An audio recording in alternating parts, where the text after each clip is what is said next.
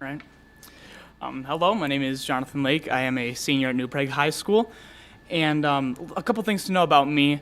All throughout high school, I have been a big part in the theater, and I've been a big part in Emotion, which is the show choir performance group.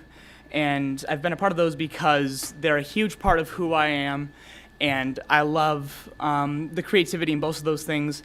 And I also really like learning. I'm one of those people who like going to school, and I like getting more educated, and I like being able to retain knowledge. Last year, because of the policies, all of those things were taken away from me in school.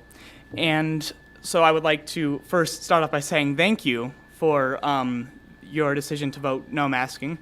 So the point of me talking is to encourage you to stay firm in that decision because I'm sure the governor or the CDC or someone else will make a recommendation to continue like we did last year. And the way that last year was handled made it difficult for extracurricular activities and for learning. So a little bit of how it affected my education and the education of others. The mask actually caused me to have worse allergies, and a lot of people in the class, and wearing the mask all day actually made us sound more sick than better.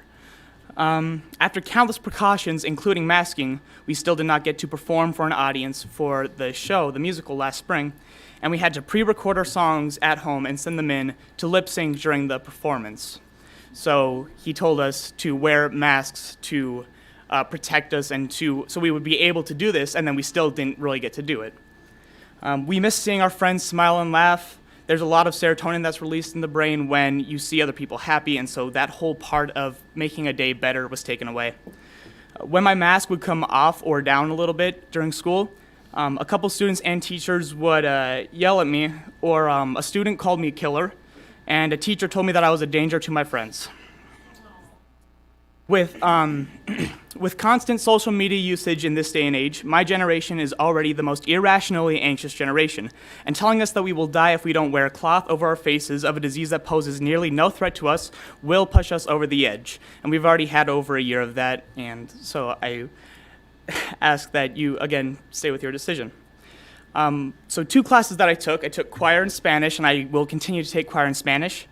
Last year, choir was not really choir because there was a no singing rule, even with masks, which again were given to us to wear so that we could have class, and then we still didn't have class. And since we weren't able to sing, we didn't get to do what we signed up for and develop our art of singing and learning how to perform classical music. And then Spanish was really difficult to learn, especially speaking and listening.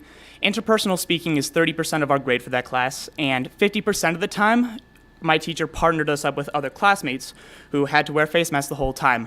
So the listening was difficult to learn, and lip reading is a huge part of learning any language, and so that was completely out of the question for us to use during that class. And quite frankly, that hindered my education, and I am terrified to go into next year knowing as little or less than I should know. So just a couple numbers for the mask mandate, because we all like numbers. 4.2 million children have had COVID. 0.008, which is 334, have died. In the 2018 to 2019 flu season, the flu killed 480 children, which is 146 more than have killed COVID in a year. In 2018 alone, 619,951 abortions were performed, which means you are 1,856 times more likely to not be born than you are to die from COVID. With such a small risk, forcing muzzles on children like dogs all day is child abuse for physical abuse and mental abuse. Long-term mask wearing can cause or worsen symptoms of tooth decay, skin and respiratory irritation, which I struggled with, the respiratory.